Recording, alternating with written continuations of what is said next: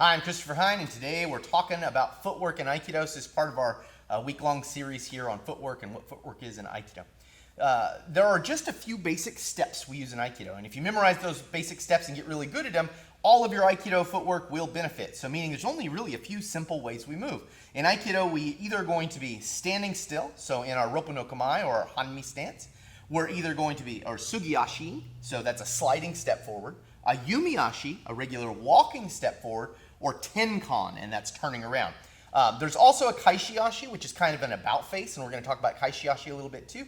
But other than that, everything is just a combination of those footwork steps. So Aikido really has a small set of footwork, and once you master that small set of footwork, you can apply it to absolutely anything you can do. So we're going to cover those right now in this video. I'm going to get Josh to come on in. We're going to talk about footwork. Okay, so we're going to talk about the basic footwork positions in Aikido. So we have our basic Roppo no Kamae or our Hanmi stance. So that's how we stand in Aikido. It's a little T stance. There's all kinds of little nicknames for it, but that's how Josh should be organized. He's got a basic set of steps that he's going to do. He's either going to do a Tsugi Ashi, or he's going to do an Ayumi Ashi, or he's going to do a Tenkan, a basic turn, or a Kaeshi Ashi, an about face. Those are the basic footwork patterns he's going to use all the time, pretty much no matter what he does. Tsugi Ashi is as simple as sliding forward on the front foot.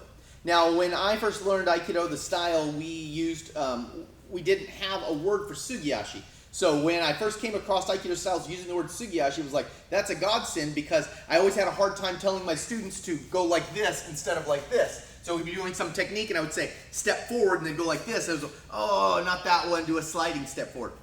So if you have terminology for both Tsugi Ashi and Ayumi Ashi, it makes life a lot easier when you're explaining to your students, or as a student when you're conveying to your sensei what it is you want to talk about. So Tsugi Ashi is sliding step.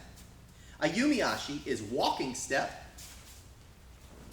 Tenkan is a turn. So Josh turns around.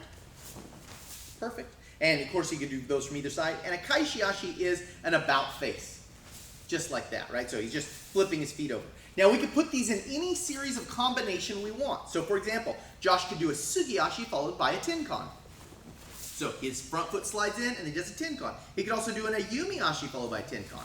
And that's really common for Aikido work. We'll talk about that one later. That's a very special step. It's called the two-step in a lot of schools, or the Irimi Tenkan. It's a very, very important step to do. But that's just an Ayumi Ashi followed by a Tenkan. That's a Ayumi Ashi Tenkan. He could also do a Kaeshi Ashi. He could do a Tsugi Ashi Kaeshi Ashi. Or a Kaeshi Ashi Tsugi Ashi, right? So he can put any kind of combination of these together, right? So you get the idea. We don't need to have him show you all of them. But the idea is that these fundamental steps, which is just Tsugi Ashi, Ayumi Ashi, Tenkan, and Kaeshi Ashi, can be combined into any combination of things. Now we have a special one, which is Irimi Tenkan, or the two-step, and there's a ton of reasons it'll start showing up, but we're not going to talk about that until we start getting into how you interplay with someone else and why that step is so important. These are the basic footwork patterns that we use in Aikido. I'm Christopher Hine. Thanks for watching.